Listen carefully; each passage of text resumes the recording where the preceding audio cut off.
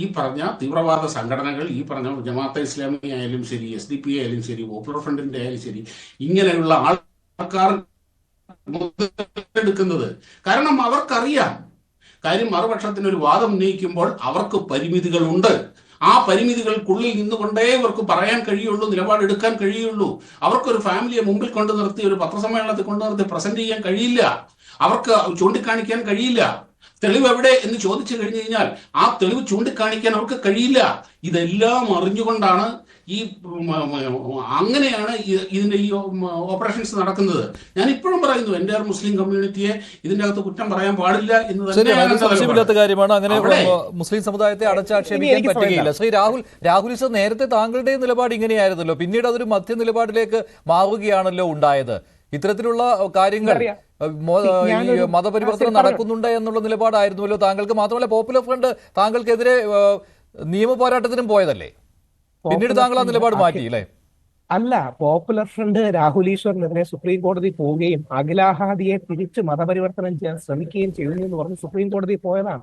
ഞാൻ അഖിലാഹാദിയോട് 2-3 പ്രാവശ്യം പറഞ്ഞു നോക്കി, മോളെ മതം മാറണ്ട, പോവണ്ട, ശ്രീനാരായണ ഗുരുദേവനെ പഠിച്ചാൽ മതി. എന്ത് ചെയ്യാൻ പറ്റും? ആ കുട്ടിക്ക് ഒരു ആത്മീയ നിർവൃതി ആ മതത്തിൽ നിന്ന് കിട്ടി. കൊല്ലാൻ പറ്റുമോ? നമ്മൾ ISIS അല്ലല്ലോ. എന്ത് ചെയ്യാൻ പറ്റും? അഖിലാഹാദി അങ്ങനെ ഒരു ആശ്വാസം കണ്ടെത്തി. ഇതേപോലെ ഒരുപാട് ആശ്വാസം ഹിന്ദുക്കളിലേക്ക് വരുന്ന ഒരുപാട് പേരില്ലേ. എത്രയോ നമ്മുടെ ആത്മീയ ഗുരുക്കന്മാരെ തേടി വരുന്നവരുണ്ട്. സ്റ്റീവ് ജോബ്സിന്റെ ഭാര്യ വന്നില്ലേ. അങ്ങനെ ഒരുപാട് പേര് വരുന്നുണ്ട്. അതുകൊണ്ട് അഖിലാഹാദിയുടെ വിഷയത്തിൽ യാതൊരു ലവ് ജിഹാദും ഇല്ല. അതൊക്കെ ചുമ്മാ പറയുന്നതാണ്. ആദ്യം ആ കുട്ടിയുടെ മതപരിവർത്തനം കഴിഞ്ഞ് പിന്നീടാണ് യഥാർത്ഥത്തിൽ അഖിലാഹാദിയെ ആത്മീയ വിദ്യാഭ്യാസം. തിരുവനന്തപുരത്തുണ്ട് സാറേ, തിരുവനന്തപുരത്തുണ്ട്. പുതിയ കല്യാണം കഴിച്ചു. എന്താ നമ്മുടെ ഹിന്ദുക്കളുടെ ഡിവോഴ്സ് ഉണ്ടാവാറില്ല? അല്ല ചോദിച്ചോട്ടെ, അല്ല മറുപടി എന്താ അറിയോ? ഏറ്റവും കൂടുതൽ ഡിവോഴ്സും വിവാഹമോചനം നടക്കുന്ന സമുദായമാണ് നമ്മുടെ. എന്നിട്ട് നമ്മളാണ് വേറെ ആളെ കുറ്റം പറയുന്നത്. പോട്ടെ. ഇനി ഇത് സത്യമായിട്ട് പറയണമല്ലോ. സത്യത്തിന് മധ്യമൊന്നോ ഇടന്നോ വലതൊന്നോ ഇല്ല. ഇത് കേരള സ്റ്റോറിയുടെ ഇപ്പോഴും കിടക്കുന്ന ട്രെയിലറാണ്. അതിൽ കൃത്യമായിട്ട് പറയുന്നുണ്ട് 32,000 പേര് കേരളത്തിൽ നിന്ന് പോയി. അപ്പൊ നമ്മള് യഥാർത്ഥ കാര്യം പറയാം. ഞാൻ ഫസ്റ്റ് ഡേ കണ്ടു. ആ സിനിമയ്ക്കകത്ത് എന്റെ സാറേ 32,000 കള്ളം പറയുന്നതിനെ ന്യായീകരിക്കാനാണ്. ആ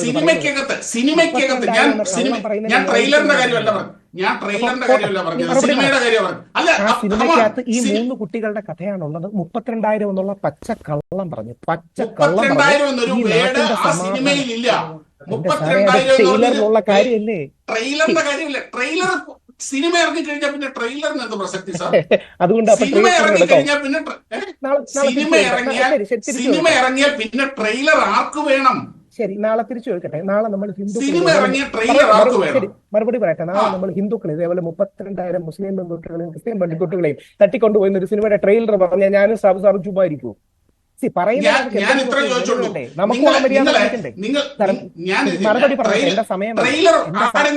ഇറങ്ങി കഴിഞ്ഞാൽ ആരെങ്കിലും ട്രെയിലർ കാണുമോ? അപ്പൊ സിനിമ ഇറങ്ങി കഴിഞ്ഞാൽ ആരെങ്കിലും ട്രെയിലർ കാണും? ആ ട്രെയിലർ ഇറങ്ങിയ കാലത്ത് ഒരു മനുഷ്യൻ ഇത് മൈൻഡ് ചെയ്തിട്ട് പോലും ഇല്ല. ട്രെയിലറിനെ പറ്റിയല്ല പറയുന്നത്, സിനിമയെ പറ്റി പറ, സിനിമയുടെ കണ്ടന്റിനെ പറ്റി പറ. ഇത് കുതർക്കമാണ്. പോട്ടെ, ഞാൻ ഞാൻ കാര്യമാണ് പറഞ്ഞത്.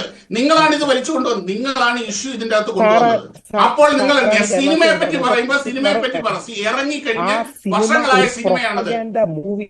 ആ സിനിമ ഒരു പ്രൊപ്പഗാൻഡ മൂവിയാണ്. അതുകൊണ്ടാണ് എങ്ങനെ 3 പെൺകുട്ടികളെ നിങ്ങൾ 3 പെൺകുട്ടികളുടെ കാര്യം അതെങ്ങനെ പ്രൊപ്പഗാൻഡ? ഷാബു സാറേ, അതെങ്ങനെയാണ് പ്രൊപ്പഗാൻഡ ആവുന്നത്? ആ സിനിമയിൽ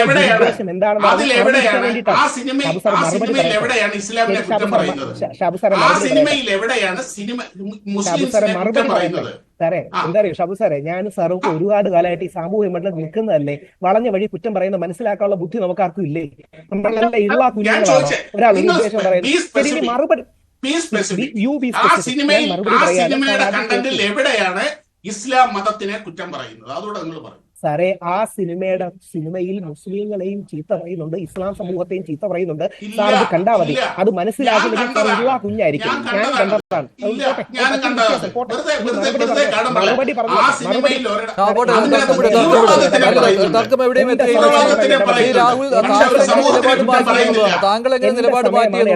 എന്റെ സമയമാണ്. ഇനി എന്റെ സമയമാണ്.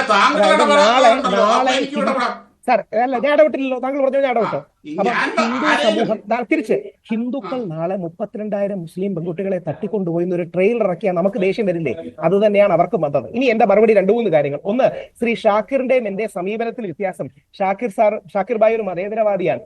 ഷാക്കിർ ഭായി IPC വെച്ചും ഭരണഘടന വെച്ചുമാണ് PC ജോർജ് സാറെ സമീപിക്കാൻ ആഗ്രഹിക്കുന്നത്. ഞാൻ പരിശുദ്ധ ഖുറാൻ വെച്ചാണ് PC ജോർജ് സാറിനെ സമീപിക്കാൻ ആഗ്രഹിക്കുന്നത്. പരിശുദ്ധ ഖുറാൻ 41-34 പറയുന്നത് നമുക്ക് എതിരഭിപ്രായമുള്ളവരോടും അല്ലെങ്കിൽ മറുഭാഗത്തുള്ളവരോടും സംസാരിക്കുകയും നമുക്ക് അവർ പരസ്പരം ആ എന്തെങ്കിലും നെഗറ്റിവിറ്റി ഉണ്ടെങ്കിൽ പോസിറ്റിവിറ്റിയിലേക്ക് മാറ്റണമെന്നാണ്. അവിടെയാണ് ഞാൻ അമലിനോടും പറയാൻ ആഗ്രഹിക്കുന്നത്. ഞാൻ അഡ്വക്കേറ്റ് കൂടെയാണ്.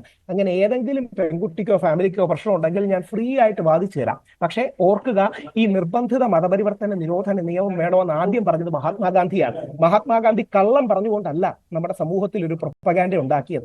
അദ്ദേഹത്തിന്റെ അടക്കം മകന്റെ ദുരനുഭവങ്ങൾ ഹരിലാൽ അബ്ദുള്ള ഗാന്ധിയായി പോയി. അതിനെ ഏറ്റവും എതിർത്തത് പരിശുദ്ധ ഖുറാൻ പണ്ഡിതനായ മൗലാന അബുൽ കലാം ആസാദാണ്. മൗലാന അബുൽ കലാം ആസാദ് വന്നത്തെ നമ്മുടെ രാജ്യത്തോട് ചേർന്ന് നിൽക്കുന്ന മുസ്ലിങ്ങളും ഗാന്ധിജിയുടെ മകനോട് പറയുന്നുണ്ട്, നിന്നെ മതം മാറ്റാൻ ആഗ്രഹിക്കുന്നവർ ഈ രാജ്യത്തിന്റെ ശത്രുക്കളാണ്. അതായത് പരാതി ഉണ്ടെങ്കിലും പറയേണ്ട എന്നാണ് അമൽ പരാതി ഉണ്ടെങ്കിലും പറയേണ്ട എന്നാണ് രാഹുൽ പറയുന്നത്. അമൽ, ബാക്കി എല്ലാവർക്കും സമയം കൊടുത്താൽ എനിക്ക് 30 സെക്കൻഡ് കൊടുത്തരും. 1 സെക്കൻഡ് 30 സെക്കൻഡ് കൊടുത്തരും. അതുകൊണ്ട് ഇത് സെൻസിറ്റീവായ ഒരു വിഷയമാണ്, അത് എല്ലാവരും സമ്മതിക്കുന്നുണ്ട്. ഇത്തരം വിഷയങ്ങൾ വരികയാണെങ്കിൽ അതിനെ സെൻസിറ്റീവായിട്ട് ഹാൻഡിൽ ചെയ്യണം. 1, 2 അല്ലെങ്കിൽ 3 കേസുകൾ നമ്മുടെ നാട്ടിൽ, 10 കേസുകൾ ഇങ്ങനെ രേഖപ്പെടുത്തിയിട്ടുണ്ട്. ഇതേപോലുള്ള പല പ്രശ്നങ്ങളും നമ്മുടെ നാട്ടിലുണ്ട്. അതിനെ ഹാൻഡിൽ ചെയ്യുന്നതിന് ഒരു മിതത്വം സഭയൊക്കെ ഇത് ഹാൻഡിൽ ചെയ്യുന്നതിൽ പിഴവ് സംഭവിക്കുകയാണ് സഭയ്ക്കൊക്കെ, അല്ലേ? സഭയെ ആരും പറഞ്ഞില്ല. ഒരു കാര്യം കൂടെ, സഭയെ ആരും പറഞ്ഞില്ല. സഭ നമ്മളെല്ലാം ബഹുമാനിക്കുന്നതാണ്. ഞാൻ സഭയുടെ സ്ഥാപനങ്ങളിൽ പഠിച്ചാണ്. സഭയെ ആരും ഒന്നും പറഞ്ഞില്ല. ശരി അമൽ. ഓക്കെ.